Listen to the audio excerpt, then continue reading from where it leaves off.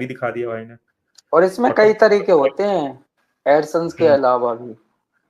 जैसे अभी मुझे कल एक बैनर मिला लगाने को, वो तो उसका वो सिर्फ वाली हाँ, कंपनी, वो वाली कंपनियां होंगी शायद बैनर वाली। अब कंप्लीट गैम्बलिंग। करना बताना, मैं सही बता रहा हूँ नहीं सही बता रहा हूँ, ये जो 1xBT या जो रहता है ना, वो देते हैं बैनर के शायद 1000-2000 डॉलर दे देते हैं पहले ही फ्री हम्म। पेमेंट।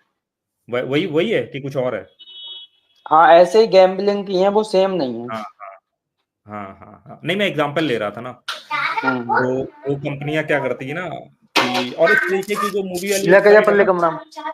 ये जो मूवी वाली वेबसाइट है ना, इस तरीके के लिए फिर रिलीवेंट भी है वो। उसमें कोई दिक्कत वाली चीज हम्म। है नहीं, रिलीवेंट है। वहां पर ऐसी ऑडियंस आ रही जब ऑलरेडी पायरेसी करने वाली, डाउनलोड के पॉइंट ऑफ व्यू से ऑडियंस आ रही, वैसी ऑडियंस है।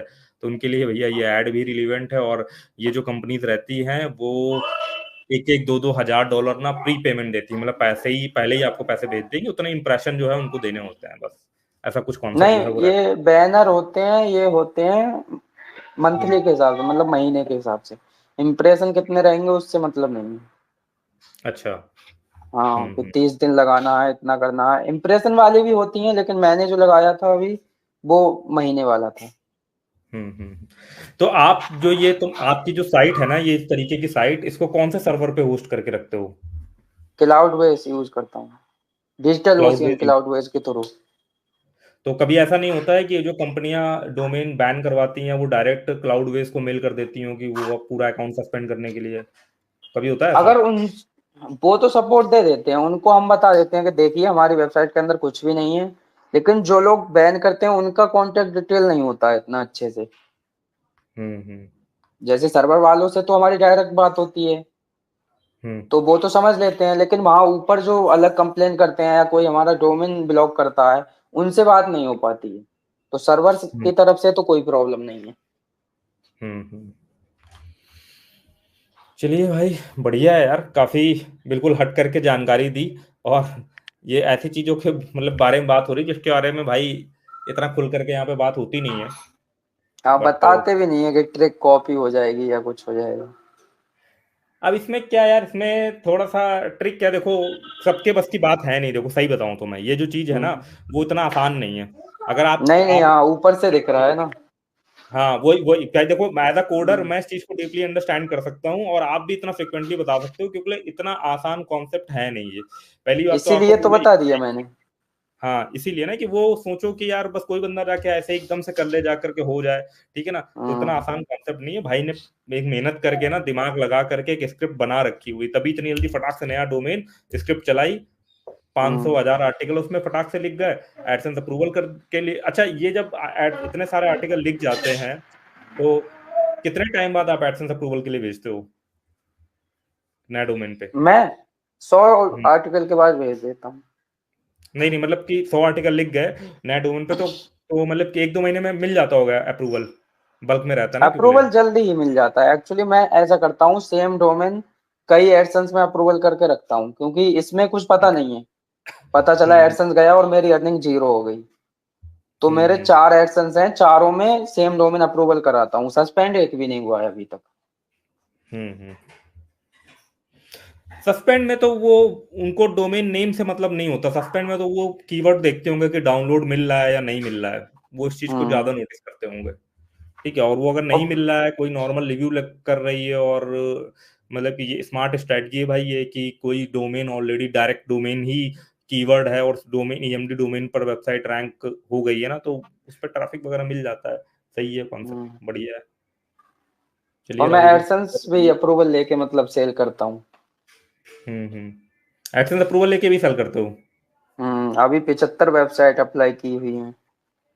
अच्छा, तो एडसेंस ये बाय सेल करने वाले के बारे में कुछ मार्गदर्शन करो लोगों का। बाय सेल मेरे तो ग्रुप हैं टेलीग्राम पे। हम्म। तो हाँ, उसका एडमिन मेरे बहुत क्लोज वाला है, बहुत ज्यादा। तो वो लेकिन पैसे फिर भी लेता है डील कराने के, 3%। हम्म।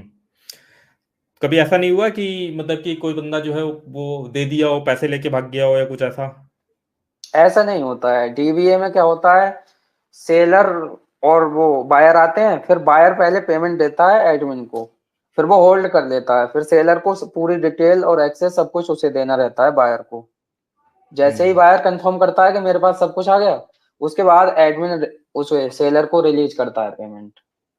हम्म अगर डील में कुछ दिक्कत भी होती है तो वो बायर के पास वापस चली जाएगी पेमेंट, और सेलर को अपना अकाउंट सब कुछ उसके पास तो रहेगा ही। हम्म। बढ़िया है यार राहुल जी। और बताइए, कुछ भविष्य की क्या प्लानिंग चल रही है?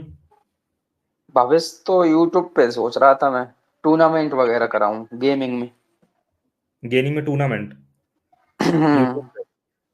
कैसा, जरा कुछ। मतलब छोटे छोटे और बिना एंट्री के, जैसे 5,000, 10,000 या 2,000, लेकिन वो फ्री रहेंगे, किसी को एंट्री फीस नहीं देनी पड़ेगी। हम्म।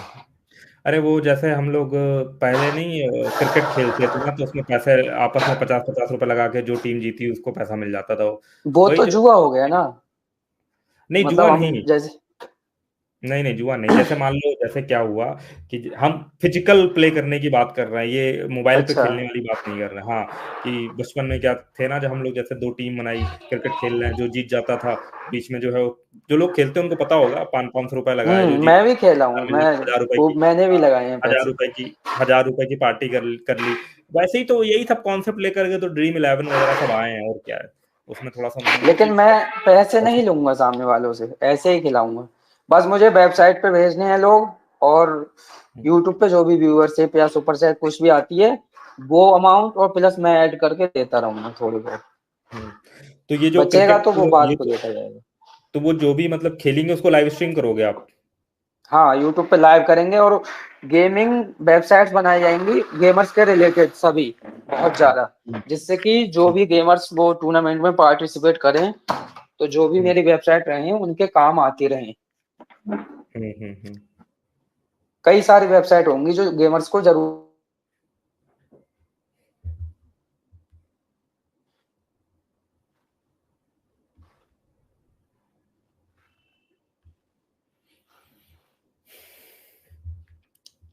ठीक है राहुल भाई। ठीक है भाई। पहले भी होते मैंने रहना कई यार। बार ट्राई किया था ज्वाइन करने का। अच्छा अच्छा।